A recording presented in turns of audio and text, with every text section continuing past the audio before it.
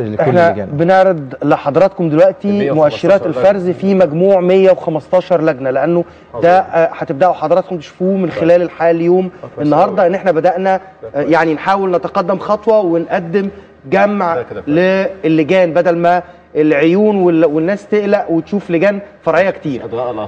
احنا بنتكلم عن دلوقتي من اجمالي 115 لجنه حتى اللحظه محمد مرسي 27 لجنه. لا 27% 27 لجنه من اجمالي ال 115 لجنه اللي تم فرزهم. يعني مقصود 27 يعني هو فاز في 27 لجنه من 115. طيب. وبنتكلم عن احمد شفيق 27 لجنه. طيب. بالنسبه لعبد المنعم ابو الفتوح 25 لجنه. بالنسبه لعمرو موسى 19 لجنه. عايزين نقول لحضراتكم برضو حمدين صباحي 17 لجنة بالنسبة لحمدين صباحي. مرة تانية نقول لحضراتكم ده إجمالي 115 لجنة حتى هذه اللحظة اللي وصلوا لنا حتى الآن. مش عارفين الأرقام بالنسبة للجان عشان اللي هي أعداد الأصوات بالنسبة للجان، لكن احنا بنتكلم عن إجمالي اللجان دي بغض النظر عن عددها. شفيق أحمد شفيق 27 لجنة، محمد مرسي 27 لجنة، عبد المنعم أبو الفتوح 25 لجنة، عمرو موسى 19 لجنة، حمدين صباحي 17 لجنة. ما بنتكلمش هنا عن الأصوات، بنتكلم عن إجمالي اللجان اللي تم حتى هذه اللحظة الفرز فيها.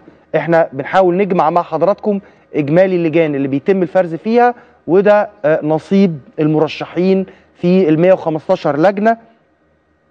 محمد مرسي 27 لجنة، أحمد شفيق 27 لجنة. طبعا أنا بقول لحضراتكم المتقدم في هذه اللجان، يعني ال 27 لجنة المركز الأول فيها لأحمد شفيق، 27 لجنة المركز الأول فيها لمحمد مرسي، 25 لجنة المتقدم فيها لصالح عبد المنعم أبو الفتوح، 19 لجنة المتقدم فيها عمرو موسى، 17 لجنة المتقدم فيها حمدين صباحي.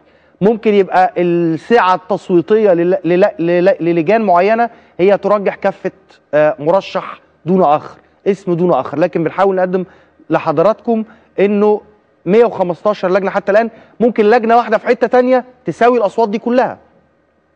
يعني احنا بس بنعرض على حضراتكم كل المعلومات وكل محاولة فهم الطريقة الحسابية، علشان زي ما قلنا لحضراتكم ما زال الليل في بدايته أيها السادة والسيدات المتابعين لشبكة تلفزيون الحياة وبرنامج الحياة اليوم.